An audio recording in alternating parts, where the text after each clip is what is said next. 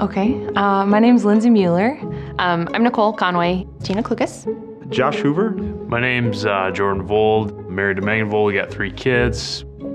So when Jesse first approached me to ask if I wanted to be involved in student ministries, I just remember my first reaction to that was that I'm just not capable. My first inclination was absolutely not. But some of the sermons at church were really starting to speak to me, and I was beginning to feel this call towards student ministry.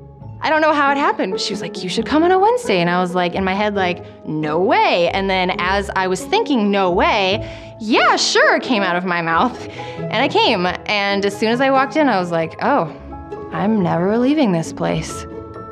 The more that I got to know the girls and the other leaders and the people involved with student ministry, the more that I wanted to be there, the more I wanted to spend time with both the leaders and the students. When I was in high school, there was a guy that really ministered to me. He was the cooler dude, you know, so I think I probably perceived that I could be that guy to somebody. And so, you know, you show up the first night and you're trying to interact with guys and you're like, the first thought that you get is, wow, I'm super old. You didn't feel old, but then you showed up and all the things you thought you knew and you could relate to these guys, like whether it's music or whatever, it's totally been phased out. That is one of the biggest barriers, I think. It's an investment to relate to the kids and build that relationship. I had a lot of turmoil as a junior high school student. I did not become a Christian until I was a sophomore in high school, and my parents were divorced. I was very involved in both music and sports. It really meant a lot to me when somebody other than my parents were able to come, because I knew somebody else was taking time out of their schedule to come and support and encourage me. You know, I remember being 16, and it's a very, very, very vulnerable age. Getting to know them more, I'm realizing how much I remember being in their shoes and seeing just the connections that I have with them.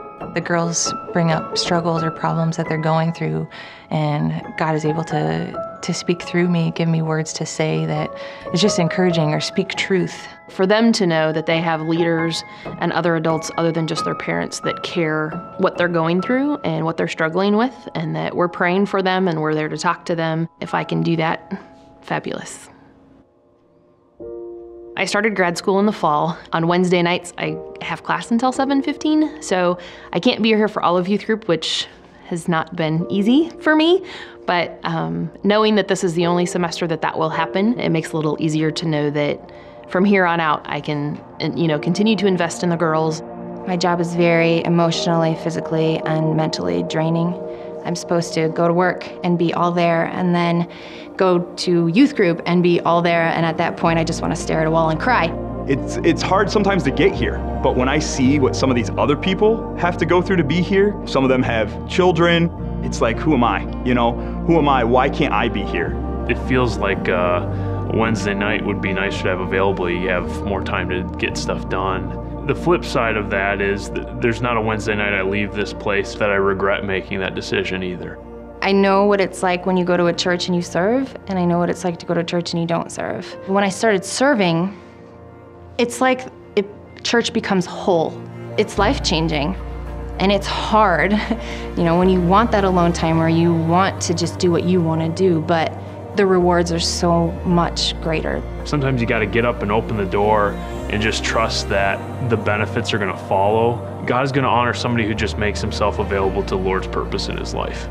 It has been a great journey, and you know, I moved from, Jesse, there's no way I can do this by myself, to saying, Jesse, I've got this. You know, the Lord's got me in a place where I can handle this. That wasn't anything from me. That's not anything in my flesh that I can do. The biggest blessing that I've received from being involved with the student ministry and serving is just an overall feeling of community. The community with the students, especially with the girls, is just phenomenal, because I feel like their families have also embraced me. By me sacrificing some of my time, God blessed me with more community, more fellowship, just an overall feeling of being in the body. For me, those deeper connections were really rare up until about 2 or 3 months ago, when all of a sudden it was like, boom. But had I not had these previous 3 years experience with these guys, those moments would never have happened, because there needed to be that time and investment in growth and the trust in a foundation to be there for things to go to the next level. The idea of Next, I think, is exciting in general for our church because we do have so many kids and they're the next generation, and being able to take the gospel from here out to the world is going to start with them. What I'm excited about the most for Next is it's going to give our students more leadership opportunities.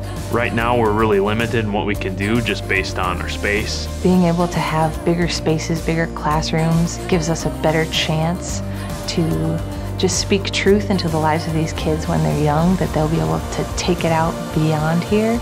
Being that light that we, have been called to be, that's what we want to be, this lighthouse, I want to be a part of it. It's great. I see nothing but growth in the Next project, and I'm excited for it. I just want it to come now. Not next, now.